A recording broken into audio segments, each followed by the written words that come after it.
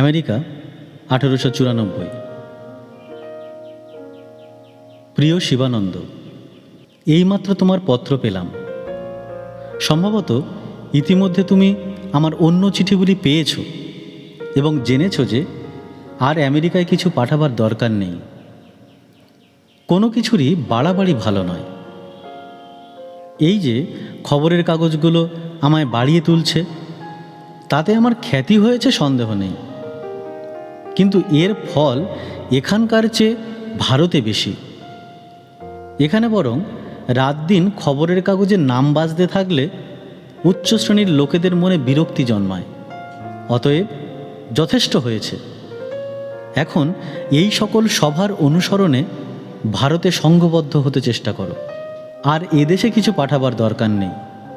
প্রথমে মাতা ঠাকুরানীর জন্য একটি জায়গা করবার দৃঢ় সংকল্প করেছি, কারণ মেয়েদের জায়গাই প্রথম দরকার। যদি মায়ের বাড়িটি প্রথমে ঠিক হয়ে যায়, তাহলে আর আমি কোনো কিছুর জন্যই ভাবি না। আমি ইতিপূর্বেই ভারতবর্ষে চলে যেতাম, কিন্তু ভারতবর্ষে টাকা নেই।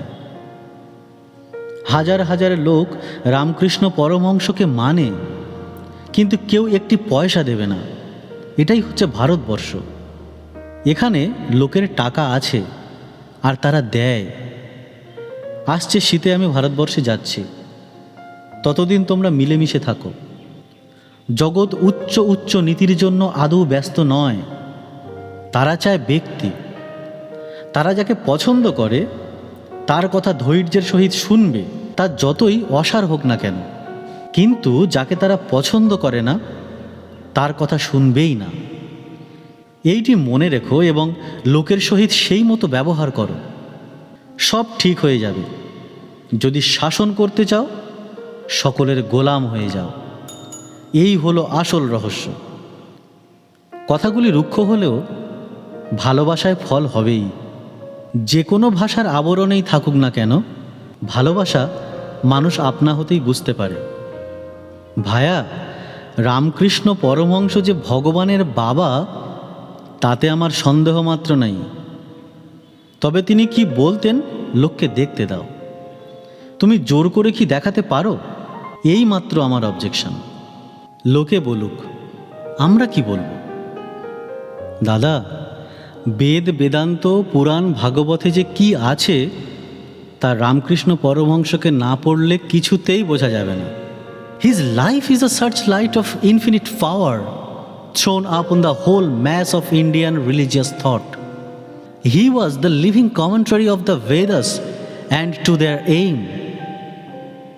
He had lived in one life the whole cycle of the national religious existence in India. ভগবান শ্রীকৃষ্ণ জন্মেছিলেন কিনা আমি জানি না। বুদ্ধ চৈতন্য প্রভৃতি একঘেয়ে। Ramakrishna Paramahamsa the latest and the most perfect. জ্ঞান, প্রেম, বৈরাগ্য, লোকহিত চিকিৎসা, উদারতার জমাট। কারুর সঙ্গে কি তার তুলনা হয়? তাকে যে বুঝতে পারে না, তার জন্ম বৃথা। আমি তার জন্ম জন্মান্তরের দাস। এই আমার পরম ভাগ্য। তার একটা কথা বেদ বেদান্ত অপেক্ষা অনেক বড়। তস্য দাস দাস দাসস্যহং। তবে একঘেয়ে গোড়ামি দ্বারা তার ভাবের ব্যাঘাত হয়। এজন্যই চটি। তার নাম বরং ডুবে যাক, তার উপদেশ ফলবতী হোক। তিনি কি নামের দাস? ভায়া, যীশুখ্রিস্টকে জেলেমালায় ভগবান বলেছিল, পণ্ডিতেরা মেরে ফেললে। বুদ্ধকে বেনে রাখালে তাঁর জীবদ্দশায় মেনেছিল। রামকৃষ্ণকে জীবদ্দশায় 19th সেঞ্চুরির শেষ ভাগে ইউনিভার্সিটির ভূত ব্রহ্মদৈত্যরা ঈশ্বর বলে পুজো করেছে। হাজার হাজার বৎসর পূর্বে তাঁদের 2-10টা কথা পুঁথিতে আছে মাত্র। যার সঙ্গে ঘর করিনি সে বড় ঘরণী। এ যে আজন্ম দিন রাত্রি সঙ্গ করেও তাদের চেয়ে ঢের বড় বলে বোধ হয়। এই ব্যাপারটা কি বুঝতে পারো ভায়া? মা ঠাকুরুন কি বস্তু বুঝতে পারোনি। এখনো কেহই পারো না, ক্রমে পারবে। ভায়া, শক্তি বিনা জগতের উদ্ধার হবে না। আমাদের দেশ সকলের অধম কেন, শক্তিহীন কেন? শক্তির অবমাননা সেখানে বলে। মা ঠাকুরানী ভারতে পুনর্বার সেই মহাশক্তি জাগাতে এসেছেন। তাকে অবলম্বন করে আবার সব গার্গী মৈত্রী জগতে জন্মাবে। দেখছো কি ভায়া, ক্রমে সব বুঝবে। এই জন্যই তার মঠ প্রথমে চাই। রামকৃষ্ণ পরমহংস বরং যান, আমি ভীত নই। মা ঠাকুরানী গেলে সর্বনাশ। শক্তির কৃপা না হলে কি ঘোড়ার ডিম হবে? আমেরিকা ইউরোপে কি দেখছে? শক্তির পূজা, শক্তির পূজা। তবু এরা অজান্তে পুজো করে, কামের দ্বারা করে। আর যারা বিশুদ্ধভাবে, সাত্ত্বিকভাবে, মাতৃভাবে পুজো করে, তাদের কি কল্যাণ না হবে?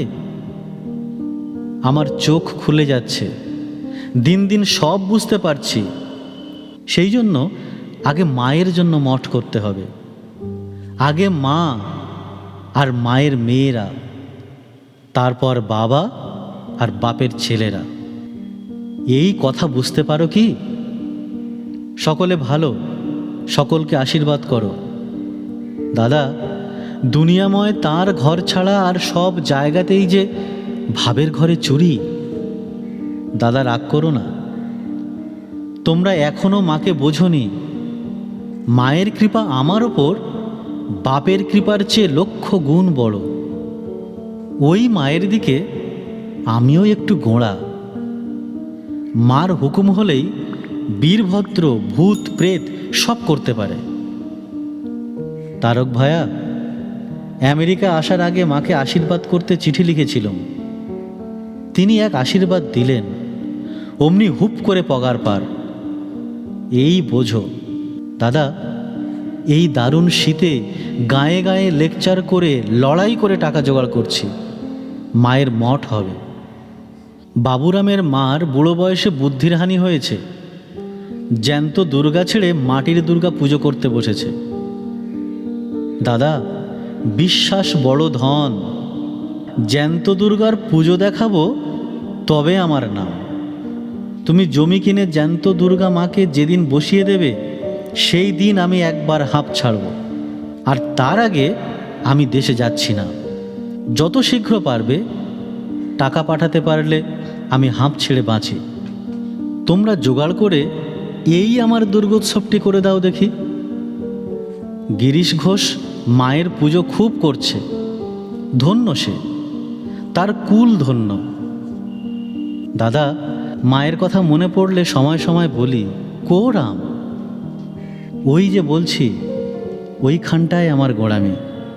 রামকৃষ্ণ পরমহংস ঈশ্বর ছিলেন কি মানুষ ছিলেন, যা হয় বলো দাদা, কিন্তু যার মায়ের উপর ভক্তি নেই তাকে ধিক্কার দিও। নিরঞ্জন লাঠিবাজি করে, কিন্তু তার মায়ের উপর বড় ভক্তি। তার লাঠি হজম হয়ে যায়। নিরঞ্জন এমন কার্য করছে যে তোমরা শুনলে অবাক হয়ে যাবে। আমি খবর রাখছি, তুমিও যে মাদ্রাজিদের সঙ্গে যোগাযোগ করে কার্য করছো, সে বড়ই ভালো। দাদা, তোমার উপর আমার ঢের ভরসা। সকলকে মিলেমিশে চালাও ভায়া। মায়ের জমিটা যেমন করেছ, অমনি আমি হুপ করে আসছি আর কি। জমিটা বড় চাই। বিল্ডিং আপাতত মাটির ঘর ভালো, ক্রমে ভালো বিল্ডিং তুলব, চিন্তা নেই। হরিশের কথা তো কিছু শুনতে পাই না। আর দক্ষ রাজা কেমন আছে, সকলের বিশেষ খবর চাই। আমাদের মঠের চিন্তা নেই। আমি দেশে গিয়ে সব ঠিকঠাক করব। On and on, work, work and work. This is only the beginning. এগিয়ে চলো, কাজ, কাজ, কাজ। এই তো সবে আরম্ভ। কিমধিকমিতি, বিবেকানন্দ।